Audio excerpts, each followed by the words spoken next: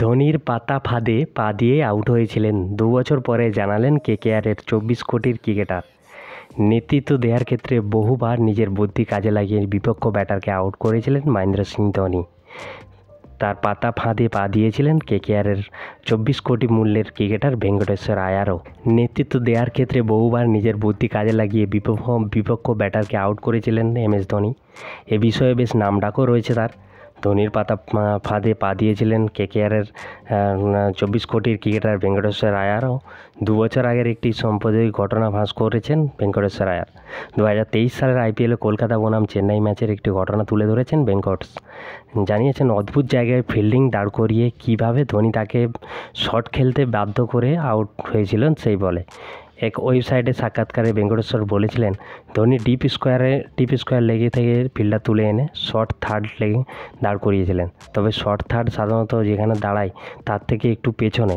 পরের বলে আমি সোজা ওই ফিল্ডারের হাতে ক্যাচ দিয়ে তুলে দিয়ে চলে যাই। কেন ওখানে ফিল্ডার দাঁড় করিয়েছিলেন তা নিয়ে আমি ম্যাচের পরে ধোনিকে প্রশ্ন করেছিলেন ভেঙ্কটেশ্বর। কী বলেছিলেন ধোনি? কেকেআরের ক্রিকেটারের উত্তর, আমার ব্যাট থেকে মারা শটের জোর ও কন বুঝে ওই জায়গায় ফিল্ডিং দাঁড় করিয়েছিলেন ধোনি।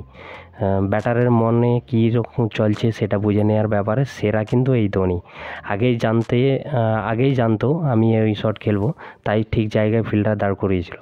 আসল অধিনায়ক সেই যে ব্যাটার কী ভাবছে সেটা বুঝে নিতে পারে। ভেঙ্কটেশের সংযোজন, এটাই হলো ধোনির মস্তিষ্ক। আমি দুটো বল অপেক্ষা করতে পারতাম, কিন্তু না, আমি পরের বলেই শট খেলতে গিয়েছিলাম। ক্যামেরা দেখিয়েছিল যে কীভাবে তার আগের বলেই ফিল্ডার পরিবর্তন করেছিল। তো আমরা সকলেই জানি ধোনির মস্তিষ্ক আইপিএলে কতটা কার্যকরী হয়, কতটা গুরুত্বপূর্ণ থাকে তার ফিল্ডিং প্লেসমেন্ট, ফিল্ডিং পরিবর্তনগুলো। তো ভিডিওটি ভালো লেগে থাকলে একটা লাইক করে দিও।